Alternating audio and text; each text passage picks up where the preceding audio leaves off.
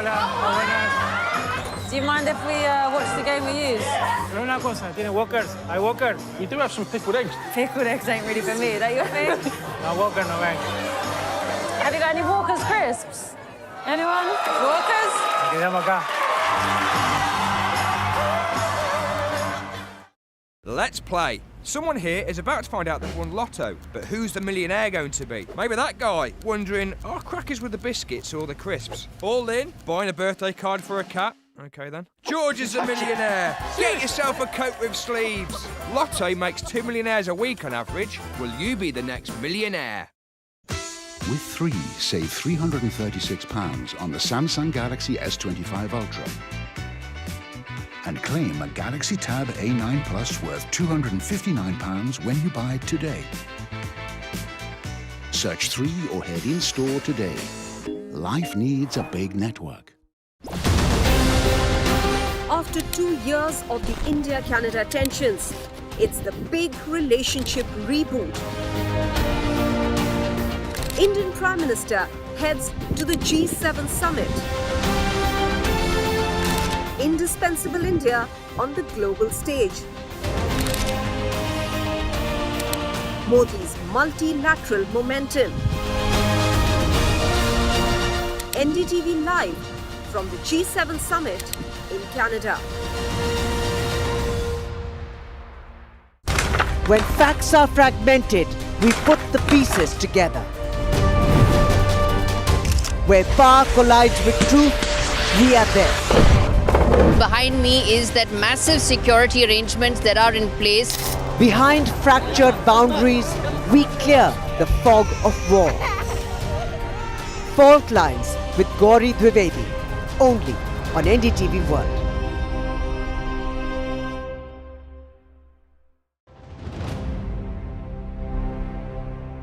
Boman Irani, your acting career begins at a very young age of 41.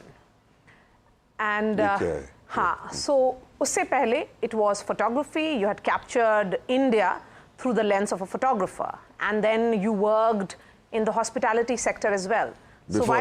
Before that. So while you were, dabbling between so many roles, which one is it, and when was it that you realized that it is acting?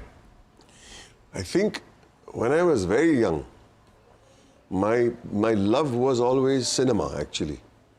I used to watch all kinds of movies even at a very young age. Very young, and a lot of people used to wonder why I would watch movies that were...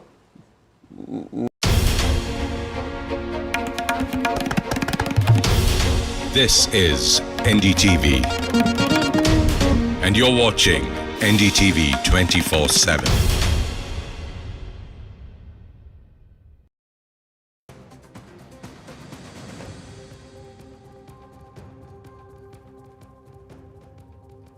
A very good evening. You're watching India Global. I'm Gaurie Dwivedi. Over the course of the next 60 minutes, we get you all the news, the views, the big stories. But first up, the headlines. The Los Angeles unrest continues as immigration raid unrest intensifies. Donald Trump deploys 700 Marines to respond to the LA protests. California sues Donald Trump's administration for deploying the National Guard. Another Chinese scientist arrested at US airport, accused of smuggling biological material. And Han is the third Chinese national arrested in less than a week. US resumes visa processing for foreign students at Harvard University. The student visa processing resumes after court blocks Trump's ban on Harvard. Iran threatens Israel with treasure trove of secret files. Iran says that secret Israeli nuclear files will be unveiled soon. How will this impact the entire Middle East calculus? We decode. And shocker coming in from Austria, where 10 dead in a school shootout incident, including the suspect. At least 30 have been injured and are being treated in the hospital after the mass shooting incident.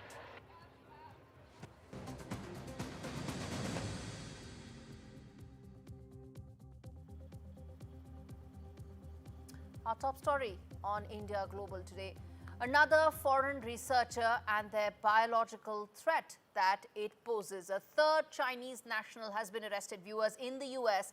This time, in fact, it's at Detroit Metro Airport on Sunday evening. She's accused of smuggling live worms into the United States for research at the Michigan University. Officials are calling this a part of a growing agro terrorism threat that's emanating from China. This comes less than a week after two other Chinese nationals, researchers, were charged with smuggling biological pathogens to study at the University of Michigan lab. The FBI, the ICE, and Homeland Security are now investigating and getting deep into this investigation, which is now taking a 360-degree view, probing links between foreign state-backed labs and American research centers. Now, what is really at stake here? What can we expect going forward? And will this mean a reset as far as how America views biological warfare? This report has answers to all those questions. An arrest that reads like a spy thriller, only this time the danger isn't a secret code. It's biological material and it's real. A Chinese scientist arriving from China was arrested this past Sunday at Detroit's airport. The charge? Smuggling biological material into the US. According to federal authorities, the scientist had previously shipped samples to a lab at the University of Michigan, not in official containers or with permits, but hidden inside books. Her research, tied to worms, may seem benign, but the method was anything but. This is the second such case in just days. Last week, two Chinese nationals were charged with attempting to smuggle toxic fungus, Fusarium graminearum, into the country. That fungus can devastate harvests, cripple supply chains, or worse, end up in food. Fusarium graminearum is a worldwide distributed pathogen. It infects wheat and corn and other crops. And it does have the potential to produce toxins, mycotoxins, that can impact the feed quality. Experts NDTV spoke with highlighted the importance of ramping up new security measures to counter potential bio-threats. The issue is more that how easy is it for someone to smuggle in material, potentially dangerous biological material, through the post? And what other ways can Trojan horse attacks be conducted on any nation? And I think it's a wake-up call for every country that we really need to ramp up the measures to detect and prevent these kind of Trojan horse. Biological threats don't always come in the form of a virus. Sometimes they arrive in an envelope, hidden, smuggled, weaponized. In 2001, 5 Americans died in the anthrax attacks when letters laced with deadly spores were mailed to media offices and lawmakers. That bioterrorism event, however, changed how pathogens were viewed, not just as health threats, but as tools of war. With multiple incidents involving foreign scientists and biological material, authorities are asking, are these isolated cases of scientific misconduct or something more calculated and sinister? With Vishal Vivek, Bureau Report, NDTV World. The big questions that we are posing on this, well, first and foremost, what safeguards are actually in place to prevent foreign biological smuggling to take place? Is this a coordinated state-backed program that is being undertaken? Remember, these are Chinese researchers, and the American establishment feels that it could be part of a larger nexus. And how vulnerable is American agricultural sector to targeted biological threats? That's an important aspect to really understand what kind of guardrails should be in place. And lastly, is this another instance of a biological warfare being unleashed by China? And let's get in Brahma Chilani to answer some of those questions for us. Mr. Chilani, the fact is that there is now a pattern that has come to light. There are now 3 Chinese researchers that have been caught in less than a week's time, indicating that there's a pattern and there's a coordinated effort here. Yes, in the US, this is raising a lot of concern and also getting a lot of media attention.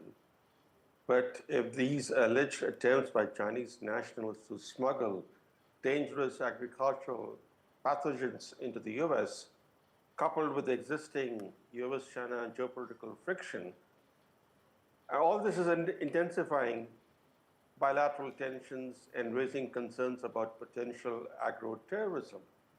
But if China can do this, and I'm saying these are alleged attempts, if China can seek to smuggle dangerous agricultural pathogens into the US, you could also do that in relation to India. The Indian system is in fact even more porous than the American system. So we have to ask ourselves as to how we can prevent such acts of agro-terrorism if indeed these attempts were agro-terrorism. But certainly what we're seeing now is a renewed focus on China's biological weapons program. China is a signatory to the Biological Weapons Convention, which prohibits countries from pursuing biological weapons. But you would recall that when investigations into the origins of the COVID virus were undertaken. Just that, Dr. Chilani, that when the origins of COVID virus were being investigated, China refused to provide access to its labs. So it can be signatory to many pacts, but at the end of the day, it cannot be trusted.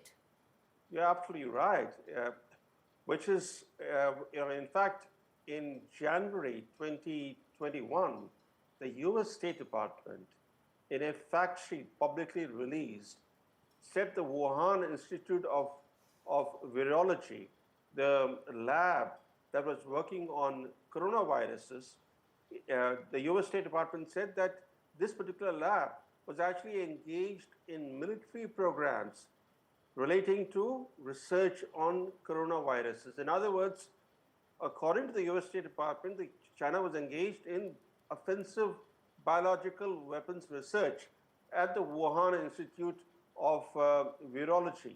But the key question is this: how do you protect the agricultural sector? Because you can protect your financial infrastructure, you can protect your military infrastructure, but farms are spread across every nation. So protecting the agricultural sector is very difficult, which makes biological attacks on crops or livestock much easier to carry out, because these attacks go undetected. Absolutely. And are difficult to trace. And probably they come to light when damage has been done. Final question I want to ask you is that these are instances that are not only limited to US. It could happen to any country, anywhere. You mentioned India as well. Do you think some sort of a uniform guardrail needs to be in place? Certainly, but the problem is this, that international law is weak against the powerful states because there is no enforcement mechanism. How do you enforce international law, especially against the powerful states? So what happens is this harsh reality. International law is powerful against the powerless, but powerless against the powerful. So even if you have international conventions and treaties, there is no enforcement mechanism.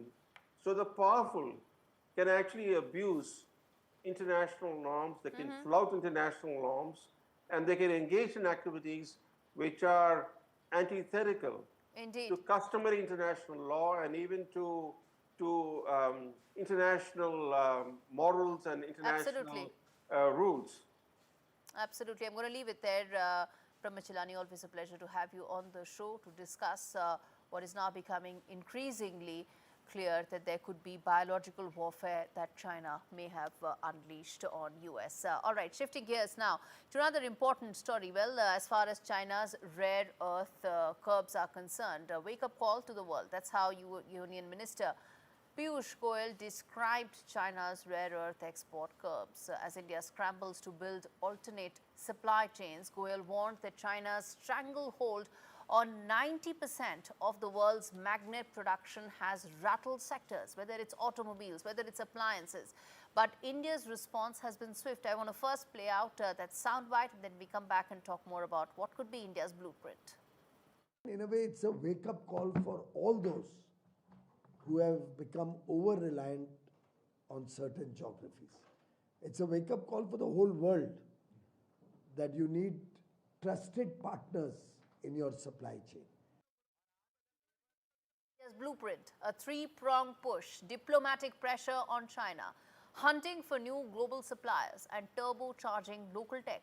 And there's action on the ground. Startups and industries are rising to the challenge with innovation and not just subsidies. We are working on several other tracks to see the availability from alternate sources, to look at our Indian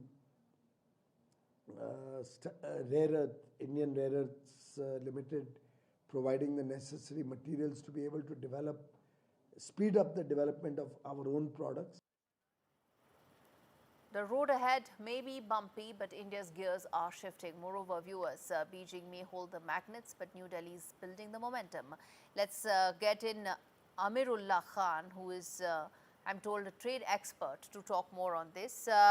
Mr. Khan, now the fact is that as things stand right now, China's hold over rare earths is now disrupting not just India, but global supply chains. What do you think we should be doing to be able to address these issues? Well, what is very clear is that China is using this monopsony that it has over rare earth to negotiate hard. The real issue is China-US trade. And just to ensure that that trade gets back to some kind of an even keel, China is going to act tough.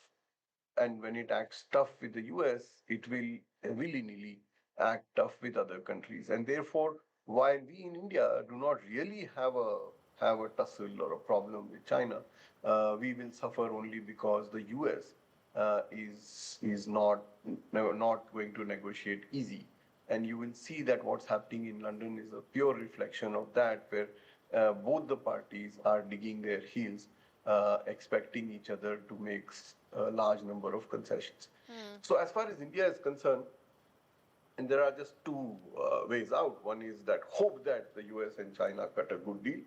And secondly, that we do a bilateral deal ourselves and ensure that while China has problems with the US and goes around and does whatever it can to increase or get back their exports, because China, the big threat to China has been that after this trade war started, China's exports to the US have taken a plunge like never before. And that is a problem for China. And therefore, they're going to use everything to ensure that those exports go up, and all the curbs that are happening on technology, all the issues like the Huawei controls and so on are eased. But be that as it may, as far as we are concerned, we will have to ensure that we do a series of conversations with China on our own. All right, I'm going to leave it there. Thanks much for joining me on the show. At the end of the day, this is something that India will have to address, simply because it's not just about economic interests, it's also about national interests being protected. I'm going to take a quick break, come back on the other side, viewers, with a lots more on the other side in terms of stories that we'll be tracking.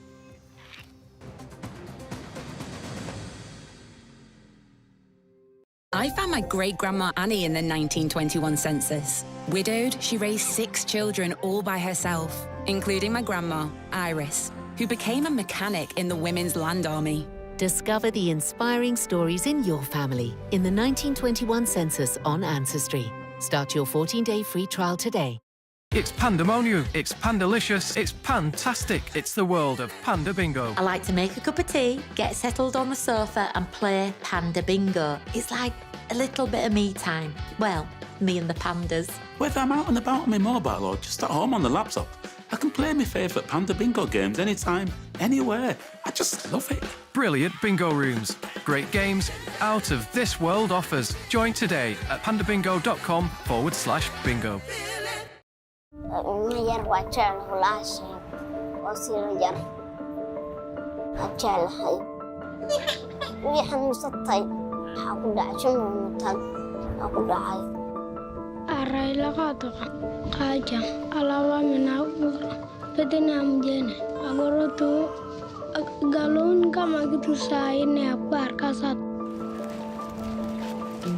Ayat no tenía comida y la niña estaba mal.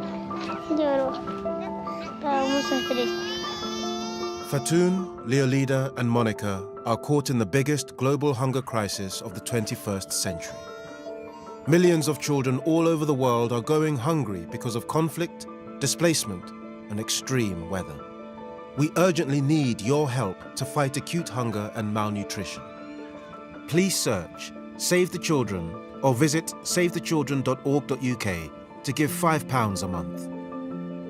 Your £5 a month can help us give hungry families life-saving food and provide malnourished children the treatment they need to recover. Alay nama ne berdera jokar kuli.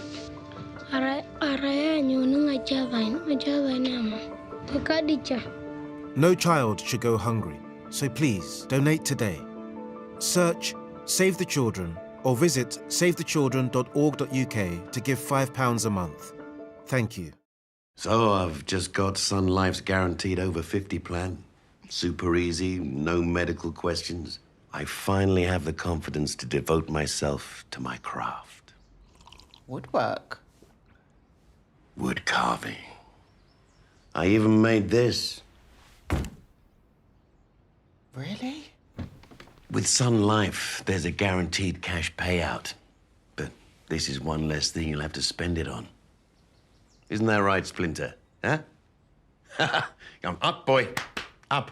Search Sun Life Plan today and get a free gift card.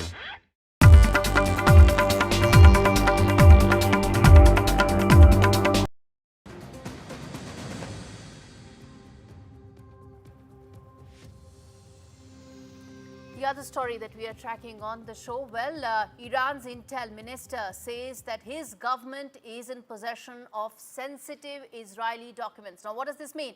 It means nuclear secrets, possible nuclear secrets of Israel in Iranian hands. How will that change the landscape of the Middle East political landscape is the key question.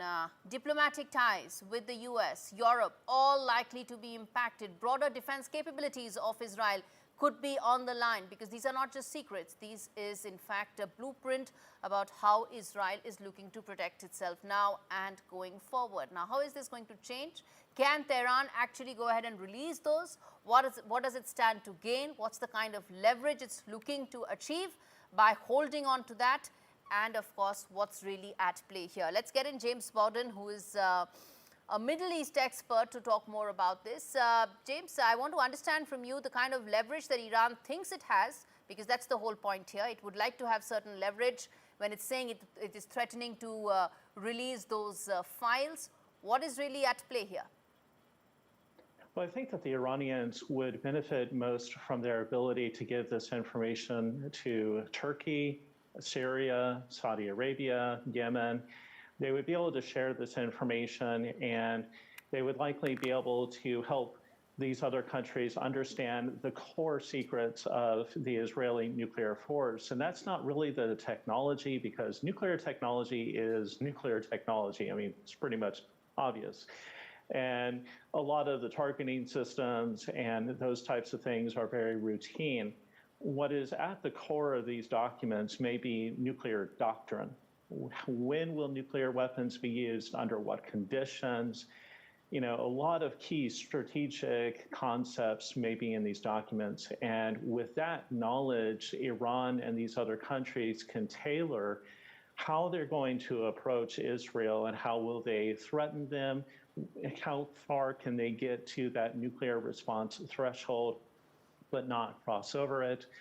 And that's a very big piece of the pie. I would say that more than anything else, that's what Israel really fears.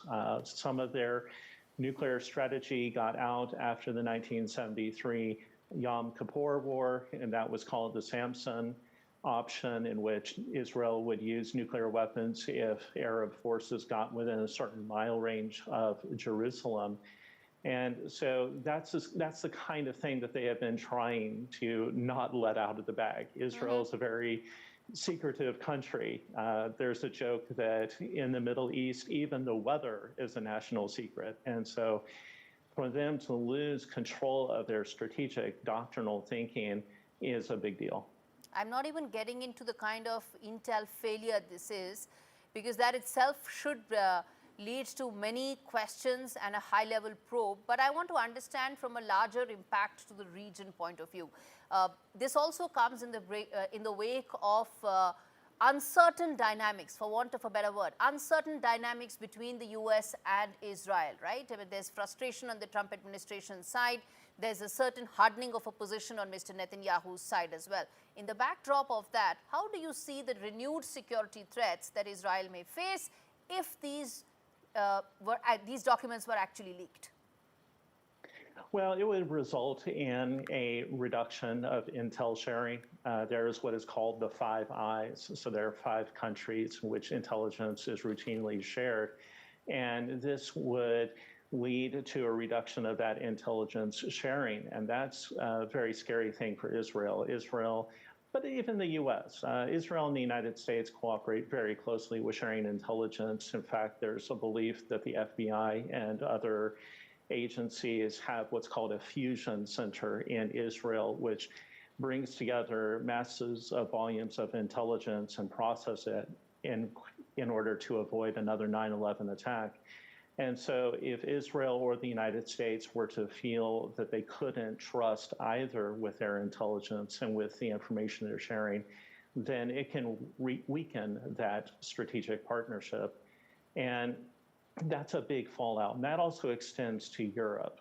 Everybody is now going to be questioning and examining and wanting Israel to prove up that they have secured and tightened down access to this information. And so it may damage in the short term how Israel is able to conduct business with other countries. And at the end of the day, do you think, James, this is going to be, of course, some sort of a possibility for Iran to push back on the renewed sanctions that are being talked about? I mean, that's leverage, right? They would want that they are able to push back on the additional sanctions that are being proposed on Iran right now? And will they be successful in that? I'm not sure how much leverage in the nuclear talks it will give them. I mean, it may give them some, but again, the intel sharing and, with being able to spread it abroad, that's the bigger thing. I just don't see that as being as big a factor. We're really at loggerheads over the issue of enrichment. Now, they may say, we can hold off, we can not share this if you allow us to have enrichment, but then, I mean, there's no reason for a deal at that point. So, again, I think the real leverage that Iran has is just their ability to share it out with these other countries and how it would force Israel to go back and change all of that. They're going to have to modify policy and modify security systems. And that takes time. There are people who are removed from the system. There's accountability. And it can distract from the other issues of the day. All right, I'm going to leave it there. Thanks much for speaking to me on India Global, a story that has major political and economic ramifications and, of course, stability of the region. Shifting focus now to another important story. U.S. Commerce Secretary Howard Lutnick has said that trade talks with China are going well as both sides meet for a second day in London. Discussions are focused on resolving tensions over export controls, especially with regard to rare earth minerals. We spoke about that because they're critical to global supply chains. China controls most of them. And if America doesn't have access to it, then it impacts its industrial manufacturing and several economic views as well, and economic forecasts. The talks follow a tentative Geneva deal and a recent call between President Trump and President Xi Jinping. Investors are watching closely with hopes that the negotiations will ease economic strain and avoid further escalation between the two sides.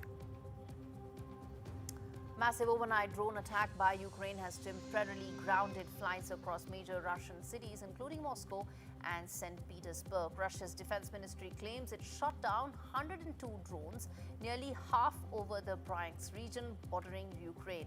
No damage has been reported. Air traffic was suspended at over a dozen airports, including all serving Moscow airports. There are 4 of them and several in St. Petersburg. Flights resumed in most places, but disruptions remain. A quick break. We return with more stories on the other side. Stay with us.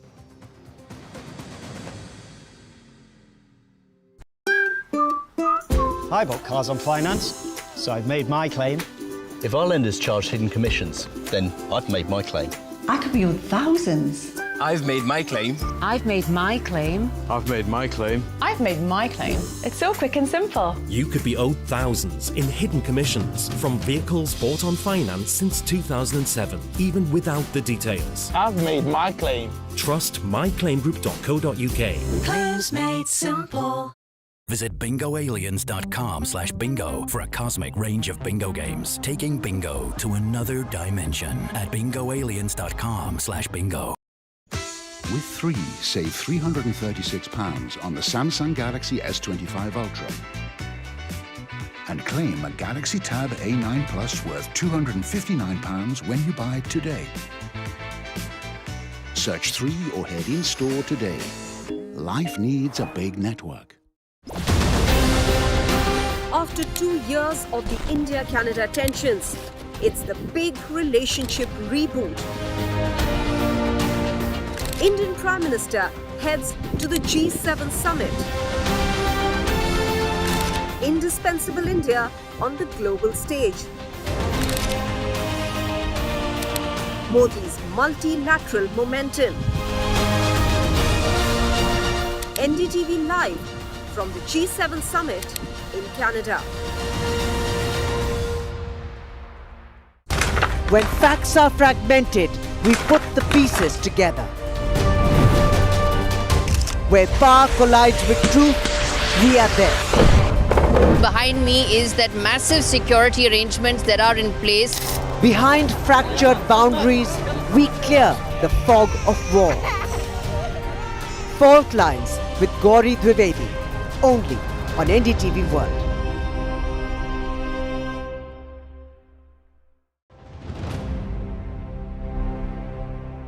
Boman Irani, your acting career begins at a very young age of 41. And so usse pehle it was photography. You had captured India through the lens of a photographer, and then you worked in the hospitality sector as well. Before that. So while you were, dabbling between so many roles, which one is it, and when was it that you realized that it is acting?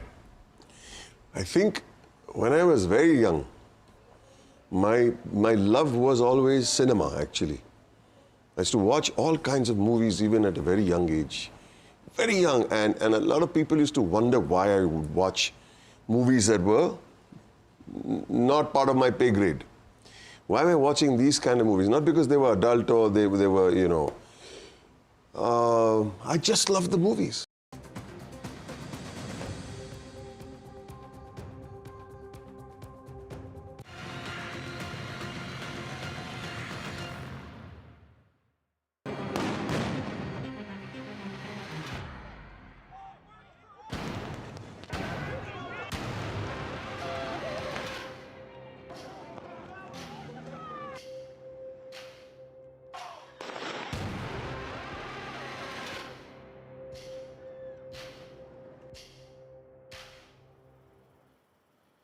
Tensions remain high in Los Angeles as demonstrators took to the streets for a 4th straight day, protesting a controversial series of immigration raids and the Trump administration's hardline approach when it came to enforcement. The situation escalated significantly this week when Trump ordered the deployment of the National Guard, a move that quickly sparked political backlash. The state of California is now suing the federal government, arguing that the president's decision to send in troops was made without the state's consent. Adding fuel to fire, a senior White House advisor publicly suggested the possibility of arresting state officials, including the governor, over the protests. Now, Trump has since expressed support for those remarks, intensifying an already heated clash between federal and state leadership. The Pentagon is also deploying 700 Marines, and many view this display of military force as a dramatic and symbolic moment. What some are calling the showdown the White House has been waiting for. Well, those were the words of the governor. Let's get in now the big questions that we are posing on the show.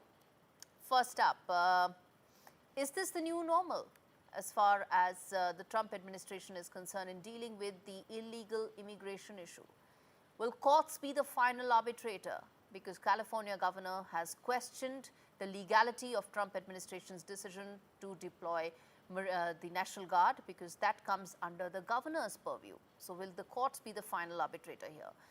And lastly, is this now a state versus federal government issue? Is this now what it's turning out to be, a state versus federal government issue, which is where the buck really needs to now be decided? Also comes in a year ahead of the midterm polls, which is what Trump administration would be eyeing. Glenn Carl as well as Ray Locker joins me more on this.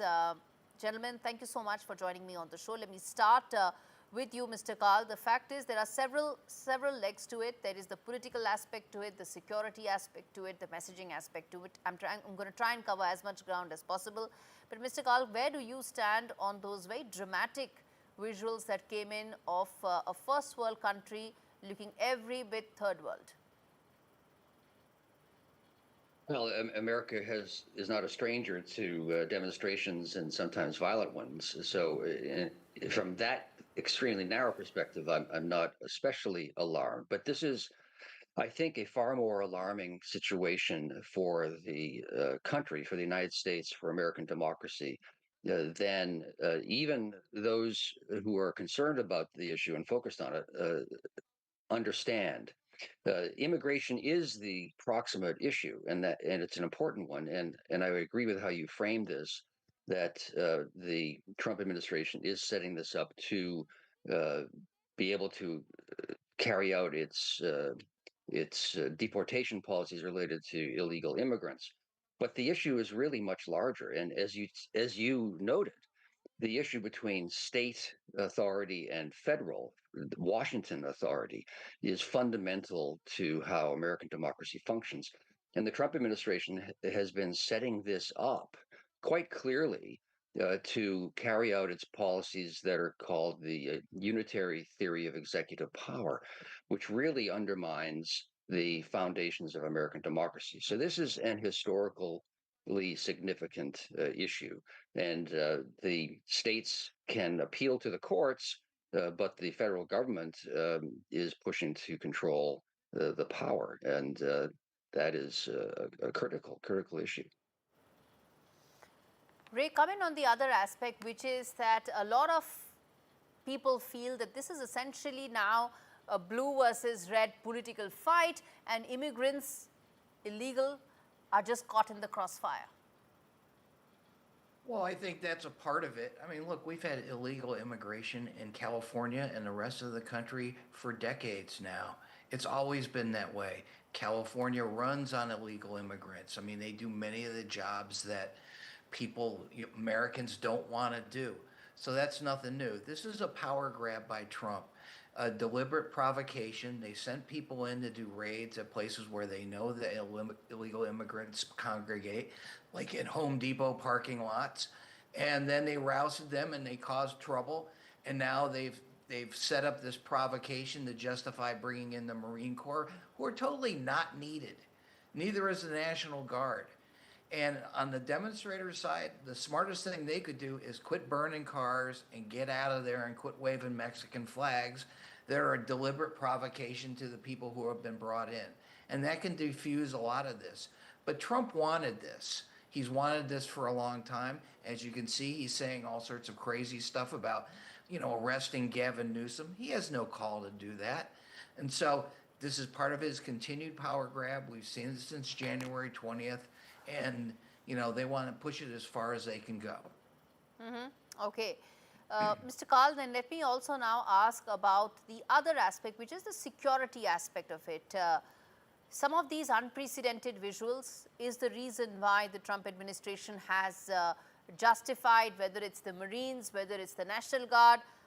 Is this the new normal now in America, and irrespective of which government is in power? Well, I would say it is the new normal, which is hideous, but I would disagree fundamentally and quite strongly with your last phrase, which was that irrespective of who is in power. Not at all. This is all directly linked to Donald Trump and now the Republican Party. And that is not a partisan statement. That is simply an objective summary of what has happened, in fact, for the past decade, frankly, for the past 40 years, but especially during the Trump era, which from 2015 on, let's say. So new normal, I mean, this is a clear, there is a clear, coherent, cogent, and focused drive by the ideological leaders or thinkers in the Trump administration, the Republican Party, to centralize power in the chief executive. And that is fundamentally un-American and anti-constitutional. It implies the end of the American system of government. That is not an overstatement.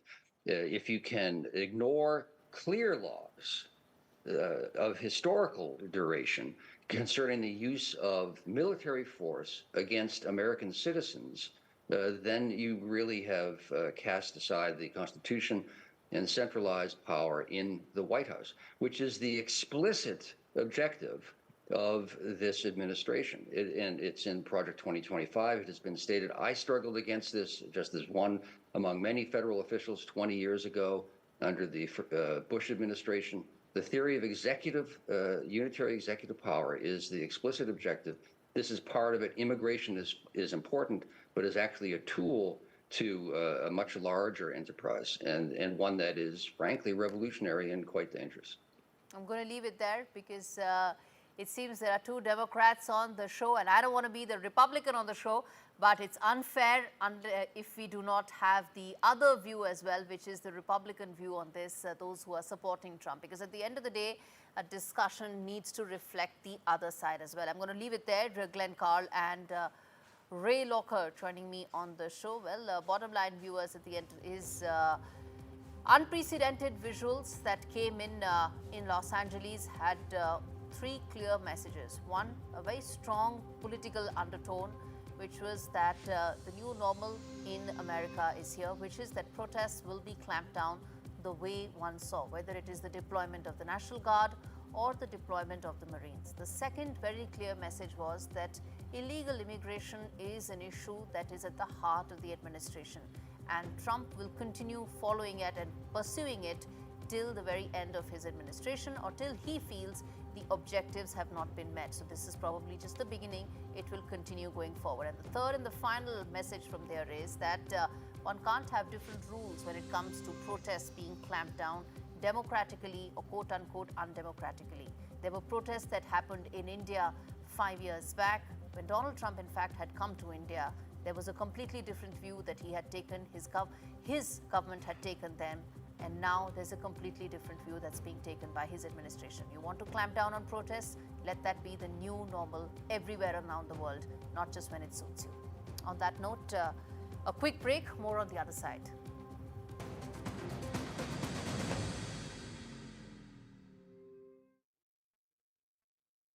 Done from work, said it's a lovely hike.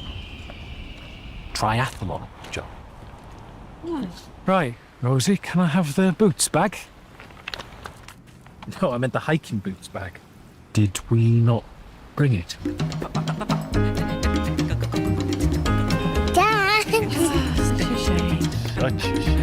With our amazing range of skincare and free skin expertise online and in store, that's your skincare sorted. And here's the dining room. There's a lovely garden, plenty of room for a trampoline. It's beautiful. Our relationship with money is formed from a young age. Nice to meet you both. Well, we've seen a house we really like. That's why we're here to help you take control and find a mortgage that suits you, whether you're buying, moving, or looking for a better rate.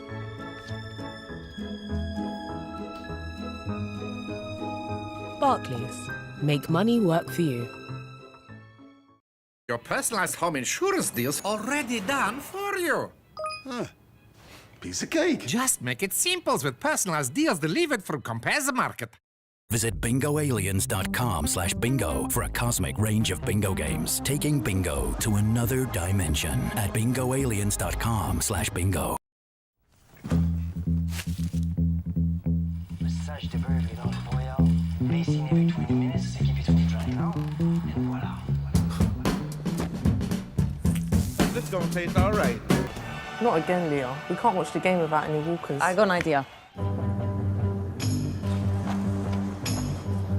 Hola, hola, hola. Buenas. Do you mind if we watch the game we use? Pero una cosa, ¿tiene walkers? ¿Hay walker? We do have some pickled eggs. Pickled eggs ain't really for me. Is that your thing? No walker, no egg. Have you got any Walker's crisps? Anyone? Walker's? Quedamos acá. Let's play. Someone here is about to find out they've won Lotto, but who's the millionaire going to be? Maybe that guy, wondering, are crackers with the biscuits or the crisps? All in, buying a birthday card for a cat. Okay then. George is a millionaire. Get yourself a coat with sleeves. Lotto makes 2 millionaires a week on average. Will you be the next millionaire? With 3, save £336 on the Samsung Galaxy S25 Ultra. And claim a Galaxy Tab A9 Plus worth £259 when you buy it today. Search 3 or head in-store today. Life needs a big network.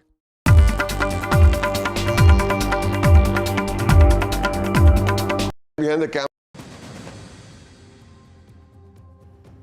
It's a huge reprieve for all the students who have zeroed in on Harvard University, have got their admission letters, but had no idea whether or not the visa processing will begin. There's a reprieve there because there's a legal victory that America's oldest university has achieved against the Trump administration. It's bringing hope to international students bound for Harvard. The U.S. State Department has ordered all embassies and consulates of America around the world to resume processing student and exchange visitor visas, specifically for Harvard applicants. This comes after a federal judge in Boston temporarily blocked President Trump's controversial ban on foreign students attending the Ivy League school. The judge's ruling followed mounting criticism that the ban was discriminatory and harmful to academic institutions. According to reports, the state government cited parts of the judge's decision saying the fresh directive was in accordance with the temporary restraining order for many students around the world. It's a much needed moment of relief, though the broader legal and political fight over immigration policy remains far from over. And in fact, nobody knows about the Trump administration. Who knows, there could be yet another directive that may be challenged yet again in courts. But for now, there is a temporary reprieve for all the students. All right, shifting focus now to Apple's annual developer conference on Monday that lacked the splashy announcements that fans are used to seeing. There was nothing like the Vision Pro reveal from 2023 or the Apple Intelligence announcement last year. But there was an important software update. It's a new design language that runs across all of Apple's OS, or operating systems as they're called. The company is calling it Liquid Glass.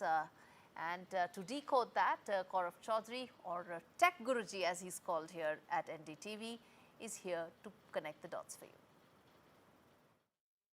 Well, the first major highlight of the launch event was the new naming scheme now, because right now they have not been in sync, considering the latest iOS version was iOS 18, the Watch OS was a different number, the Vision OS was a different number, but now starting this year, Apple is now keeping all of them in sync to the current year. So today it was all about the iOS 26, iPadOS 26, Mac OS 26, which is named as Mac OS Tahoe, and then again Vision OS 26, Watch OS 26, and TV OS 26. Now, the first thing which was the main highlight to all these new softwares is the new liquid glass design, which gives a very consistent approach all throughout, starting from the iPhone to the Apple Watch to, in fact, the Apple TV experience. You talk about the new iPad experience, or in fact, even in the Mac or maybe the Vision Pro, you'll have a very consistent approach. That's all thanks to the new liquid glass design.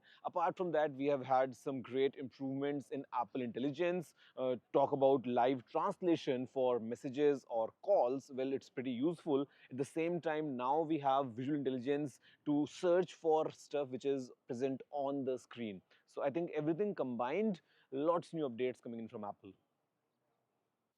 I'm shifting focus now to a story where details are still sketchy and information is still being verified. So instead of making any claims that may be incorrect, I'm only going to now get the person who had seen this firsthand. Kunal Jain joins me, who's a witness and a founder of Kaushalam Foundation. He made the claim that he saw at the airport a student. Details, as I said, are still yet to come in, and we would err on the side of caution till we have an official announcement. But Kunal, I want to understand from you that you had actually put this out on social media. What's your first person account of what happened? As I said, we're going to put in some checks and balances because a formal announcement on what really happened is still awaited. Yeah, I mean, I simply posted what I saw, right? So all the visuals are very self-explanatory, what you saw. The only difference what I can say is what I saw from my naked eyes was more than what you are seeing in the pictures, because I did not take all the pictures. I did not take the whole length video or whatever. This is just simply what I could take some little bit of a snippets. I was, in the beginning, we could not understand what he was saying because everybody is not in a frame of mind that somebody is speaking Hindi and which too in a Haryanvi language. So everybody thought it's a Mexican guy and they're pinning him down, probably sending him back, because those are the visuals which are quite common at the airport. We never had this idea. When I started listening what he was saying, at that time I realized he is from India, and it made perfect sense because this flight was coming to New Delhi. So this whole scene was happening right at that moment around us where the flight was taking off for New Delhi. So it was quite clear by that time that this is an Indian, young man. He did not want to leave. I think that was in his mind, and that's why he was kind of little violent. He was hitting his head from the wall. And then when he started doing that and he started yelling that, I am not pagal, mujhe pagal mat samjho, tum log mujhe pagal bana rahe ho, main pagal nahi hu. और बार-बार बस यही repeat कर रहा था दो चीजें. Okay. So, I'll tell you why, Mr. Jain, I said I'm going to err on the side of caution, because the identity and even the nationality is yet to be officially declared, and which is why we need to maintain our checks and balances in terms of the antecedents and what really happened. You are, of course, giving a first-person account in terms of what you saw that happened there. But Mr. Jain, I want to now ask you a larger question, which is around the fact that even legal immigration in the US is now becoming a matter of great scrutiny, with every case being seen and reviewed multiple times. Take the case of students, take the case of green card holders, take the case of senior citizens, H-1B, across the board. As someone who's been there, do you see that this is now the new normal, the new sentiment that is going to be the case, whether it is the Trump administration or the next one? It was always there. It's just whenever a new government takes over, they have certain priorities. And I think Trump government and administration has a priority for immigration, and it is very clear. It is all over from the very beginning. Their policy about immigration is very clear. They don't want any foreigners, unauthorized, illegal foreigners, to come into the country and take the advantage of the resources which are purely limited for, and which is a great, great policy. I'm not denying that fact. I can't comment as far as the legality of this case is concerned, or what should be the legal policy for immigration. I'm not an immigration attorney. I suggest you have an immigration attorney on the show, and he can probably answer this much better. But what the stories I hear in the newspaper, and I have about 5-6 of my family members who are in different university programs in United States. And what they have been telling me in last 2 months, there is a influx of a lot of these cases where even if you commit a little bit of kind of, not a crime, but let's say a citation you get for the speeding, for a traffic ticket. Yeah. It can come on your record. It can. So they are becoming more and more watchful, and every act is being monitored. So that is just becoming a little bit more, kind of an advanced level of monitoring which is happening in case of foreign students. I'm going to leave it there, Mr. Jain. Thanks much for speaking to us. I'm going to turn attention now to breaking news that's coming in on the broadcast in Austria, where a gunman has killed at least 10 people in a deadly attack at a secondary school. Let's get in Daniela, who joins us live from Austria, from the grass city where this actually took place. Daniela, what are the details that you can share with us right now of this horrific incident? Yes, hello. I'm currently at the sports hall a few minutes away from the school where a shooting took place today at 10 a.m. in Graz in Austria. All students who were evacuated from the school are being brought here. The area around the school has now been largely cordoned off. It's a kind of gathering center which has been set up here in the sports hall. Buses with students arrive here, and then they are taken to the sports hall where their parents are waiting. Since this morning, buses have been arriving here all day. Earlier, a student collapsed on a bus. You can see everywhere parents, and the description on the parents' faces. Many of them are wearing work clothes and came after receiving the call and being informed about what happened. I've just learned a few minutes ago that the last bus with students has now arrived at 3 p.m. and there are currently no students left at the crime scene. Regarding the dead and injured, the situation is as follows. There are 10 dead people, including the shooter and the teacher. There are several dozens injured and some very seriously. But the investigation into the perpetrator is still ongoing. Apparently, it was a young man who attended the school in the past, but his motives are currently still under investigation. All right. So we don't know why this happened here. All right, I'm going to leave it there. Thank you so much for speaking to NDTV on that horrific story. Well, viewers, with that, it's a wrap on this show. Thank you so much for watching. We come back tomorrow with more stories, more views, more perspectives.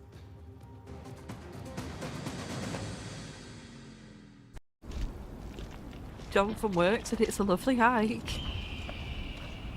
Triathlon, John. Right, Rosie, can I have the boots bag? No, I meant the hiking boots bag. Did we not bring it?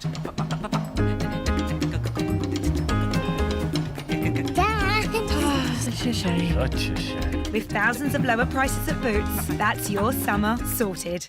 And here's the dining room. There's a lovely garden, plenty of room for a trampoline. It's beautiful. Our relationship with money is formed from a young age. Nice to meet you both. Well, we've seen a house we really like. That's why we're here to help you take control and find a mortgage that suits you, whether you're buying, moving, or looking for a better rate.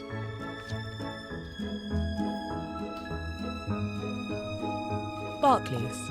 Make money work for you. Your personalized home insurance deal's already done for you. Piece of cake. Just make it simple with personalized deals delivered from Compare the Market. Visit bingoaliens.com/bingo for a cosmic range of bingo games, taking bingo to another dimension at bingoaliens.com/bingo. Message delivery dans le royal. Be seen every 20 minutes, s'équiper tout dry now, and voila.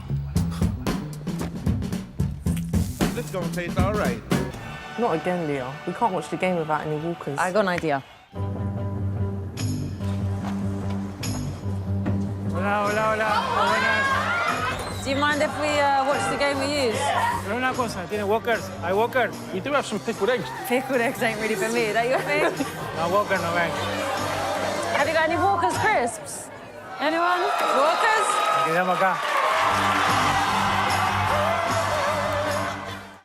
Let's play. Someone here is about to find out they've won Lotto, but who's the millionaire going to be? Maybe that guy, wondering, are crackers with the biscuits or the crisps? All in, buying a birthday card for a cat? Okay then. George is a millionaire. Get yourself a coat with sleeves. Lotto makes 2 millionaires a week on average. Will you be the next millionaire?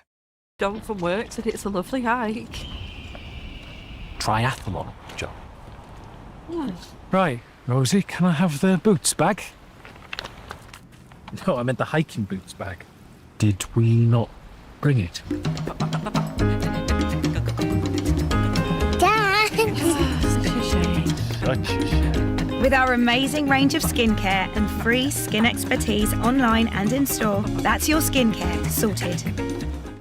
And here's the dining room. There's a lovely garden, plenty of room for a trampoline. It's beautiful. Our relationship with money is formed from a young age. Nice to meet you both. Well, we've seen a house we really like. That's why we're here to help you take control and find a mortgage that suits you, whether you're buying, moving, or looking for a better rate.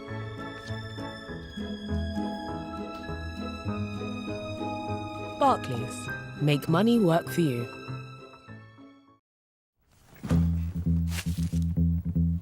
Message delivery dans le Royal. Racing every 20 minutes, s'équipe between dry now, and voila. This don't taste all right. Not again, Leah. We can't watch the game without any walkers. I got an idea. Hola, hola, hola. Buenas. Do you mind if we watch the game we use? Una cosa, tiene Walkers. Hay Walker. We do have some pickled eggs. Pickled eggs ain't really for me. Is that your thing? No Walker, no egg. Have you got any Walker's crisps? Anyone? Walkers?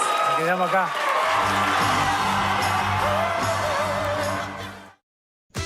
With 3, save £336 on the Samsung Galaxy S25 Ultra. And claim a Galaxy Tab A9 Plus worth £259 when you buy it today. Search 3 or head in-store today. Life needs a big network. Discuss about the current political situation, including the unfortunate tragic incident which happened in Bangalore.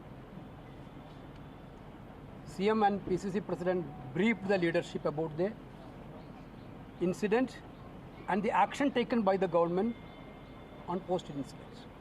We are the party are very much matter about the human life. Unfortunate incident happened. Anyway, government of Karnataka has already ordered a judicial inquiry to find out what exactly happened. During the course of judicial inquiry, party didn't want to involve into the nitty-gritty of the issue. Government is squarely responsible for this.